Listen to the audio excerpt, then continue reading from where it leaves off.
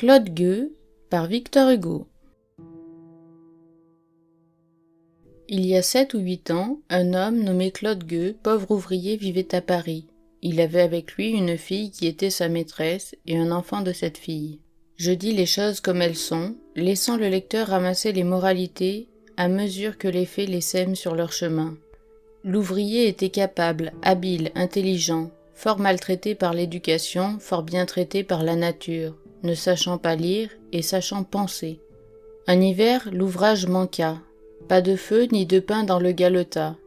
L'homme, la fille et l'enfant eurent froid et faim. L'homme vola. Je ne sais ce qu'il vola, je ne sais où il vola. Ce que je sais, c'est que de ce vol, il résulta 3 jours de pain et de feu pour la femme et pour l'enfant, et 5 ans de prison pour l'homme. L'homme fut envoyé faire son temps à la maison centrale de Clairvaux. Clairvaux, abbaye dont on a fait une bastille, cellule dont on a fait un cabanon, hôtel dont on a fait un pilori. Quand nous parlons de progrès, c'est ainsi que certaines gens le comprennent et l'exécutent. Voilà la chose qu'ils mettent sous notre mot. Poursuivons. Arrivé là, on le mit dans un cachot pour la nuit et dans un atelier pour le jour. Ce n'est pas l'atelier que je blâme. Claude Gueux, honnête ouvrier naguère, voleur désormais, était une figure digne et grave. Il avait le front haut, déjà ridé, quoique jeune encore, quelques cheveux gris perdus dans des touffes noires, l'œil doux et fort puissamment enfoncé sous une arcade sourcilière bien modelée, les narines ouvertes, le menton avancé, la lèvre dédaigneuse. C'était une belle tête. On va voir ce que la société en a fait. Il avait la parole rare, le geste peu fréquent, quelque chose d'impérieux dans toute sa personne et qui se faisait obéir, l'air pensif, sérieux plutôt que souffrant. Il avait pourtant bien souffert. Dans le dépôt où Claude Gueux était enfermé, il y avait un directeur des ateliers, espèce de fonctionnaire propre aux prisons, qui tient tout ensemble du guichetier et du marchand, qui fait en même temps une commande à l'ouvrier et une menace aux prisonniers, qui vous met l'outil aux mains et les fers aux pieds. Celui-là était lui-même une variété de l'espèce, un homme bref, tyrannique, obéissant à ses idées, toujours à courte bride sur son autorité. D'ailleurs, dans l'occasion, bon compagnon, bon prince, jovial, même et raillant avec grâce, dur plutôt que ferme, ne raisonnant avec personne, pas même avec lui. Bon père, bon mari sans doute, ce qui est devoir et non vertu. En un mot, pas méchant, mauvais. C'était un de ces hommes qui n'ont rien de vibrant ni d'élastique, qui sont composés de molécules inertes, qui ne résonnent au choc d'aucune idée, au contact d'aucun sentiment, qui ont des colères glacées, des haines mornes, des emportements sans émotion, qui prennent feu sans s'échauffer, dont la capacité de calorique est nulle, et qu'on dirait souvent fait de bois. Ils flambent par un bout et sont froids par l'autre. La ligne principale, la ligne diagonale du caractère de cet homme, c'était la ténacité. Il était fier d'être tenace et se comparait à Napoléon. Ceci n'est qu'une illusion d'optique. Il y a nombre de gens qui en sont dupes et qui, à certaines distances, prennent la ténacité pour de la volonté, et une chandelle pour une étoile. Quand cet homme donc avait une fois ajusté ce qu'il appelait sa volonté à une chose absurde, il allait tête haute à travers toute broussaille jusqu'au bout de la chose absurde. L'entêtement sans intelligence, c'est la sottise soudée au bout de la bêtise et lui servant de rallonge. Cela va loin. En général, quand une catastrophe privée ou publique s'est écroulée sur nous, si nous examinons d'après les décombres qui en gisent à terre de quelle façon elle s'est échafaudée, nous trouvons presque toujours qu'elle a été aveuglement construite par un homme médiocre et obstiné, qui avait foi en lui et qui s'admirait. Il y a par le monde beaucoup de ces petites fatalités têtues qui se croient des providences. Voilà donc ce que c'était que le directeur des ateliers de la prison centrale de Clairvaux. Voilà de quoi était fait le briquet avec lequel la société frappait chaque jour sur les prisonniers pour en tirer des étincelles. L'étincelle que de pareils briquets arrachent à de pareils cailloux allume souvent des incendies. Nous avons dit qu'une fois arrivé à Clairvaux, Claude Gueux fut numéroté dans un atelier et rivé à une besogne. Le directeur de l'atelier fit connaissance avec lui, le reconnut bon ouvrier et le traita bien.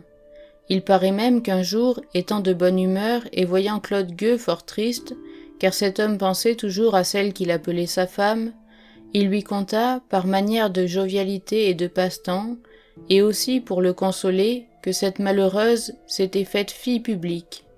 Claude demanda froidement ce qu'était devenu l'enfant. On ne savait.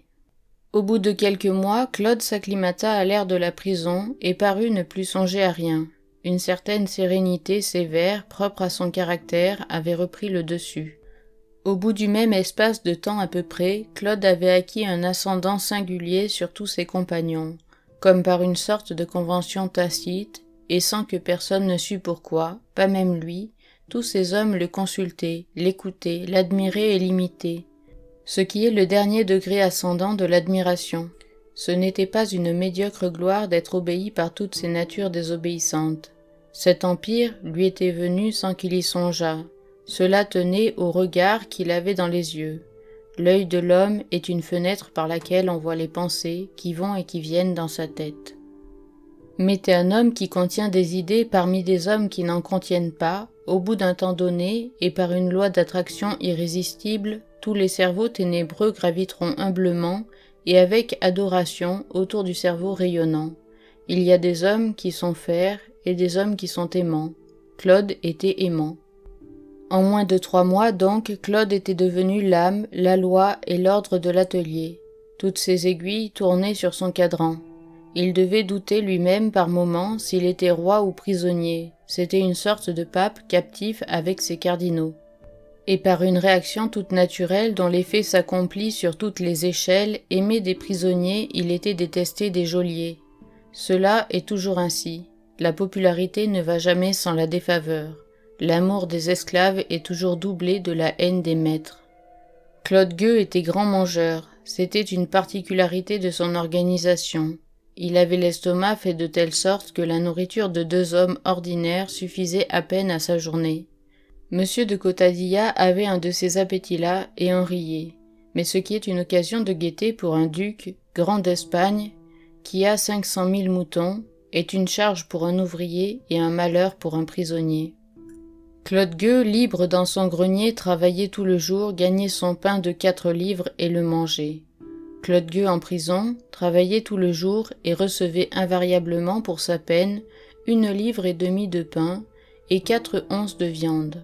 La ration est inexorable. Claude avait donc habituellement faim dans la prison de Clairvaux. Il avait faim et c'était tout. Il n'en parlait pas. C'était sa nature ainsi. Un jour, Claude venait de dévorer sa maigre pitance et s'était remis à son métier croyant tromper la faim par le travail. Les autres prisonniers mangeaient joyeusement. Un jeune homme, pâle, blanc, faible, vint se placer près de lui. Il tenait à la main sa ration, à laquelle il n'avait pas encore touché, et un couteau. Il restait là debout près de Claude, ayant l'air de vouloir parler et de ne pas oser. Cet homme et son pain, et sa viande, importunaient Claude. « Que veux-tu » dit-il enfin brusquement. « Que tu me rendes un service, dit timidement le jeune homme. « Quoi » reprit Claude. « Que tu m'aides à manger cela, j'en ai trop. » Une larme roula dans l'œil hautain de Claude. Il prit le couteau, partagea la ration du jeune homme en 2 parts égales, en prit une et se mit à manger. « Merci, dit le jeune homme, si tu veux nous partagerons comme cela tous les jours. »« Comment t'appelles-tu » dit Claude Gueux. « Albin. »« Pourquoi es-tu ici » reprit Claude. « J'ai volé. »« Et moi aussi, dit Claude. » Ils partagèrent en effet de la sorte tous les jours. Claude Gueux avait 36 ans, et par moments il en paraissait 50, tant sa pensée habituelle était sévère. Albin avait 20 ans, on lui en eût donné 17, tant il y avait encore d'innocence dans le regard de ce voleur. Une étroite amitié se noua entre ces 2 hommes, amitié de père à fils plutôt que de frère à frère. Albin était encore presque un enfant, Claude était déjà presque un vieillard. Ils travaillaient dans le même atelier, ils couchaient sous la même clé de voûte, ils se promenaient dans le même préau, ils mordaient au même pain. Chacun des 2 amis était l'univers pour l'autre, il paraît qu'ils étaient heureux. Nous avons déjà parlé du directeur des ateliers. Cet homme, haï des prisonniers, était souvent obligé, pour se faire obéir d'eux, d'avoir recours à Claude Gueux, qui en était aimé. Dans plus d'une occasion, lorsqu'il s'était agi d'empêcher une rébellion ou un tumulte, l'autorité sans titre de Claude Gueux avait prêté main forte à l'autorité officielle du directeur. En effet, pour contenir les prisonniers, 10 paroles de Claude valaient 10 gendarmes. Claude avait maintes fois rendu ce service au directeur. Aussi le directeur le détestait-il cordialement. Il était jaloux de ce voleur. Il avait au fond du cœur une haine secrète, envieuse, implacable contre Claude, une haine de souverain de droit à souverain de fait, de pouvoir temporel à pouvoir spirituel. Ces haines-là sont les pires. Claude aimait beaucoup Albin et ne songeait pas au directeur.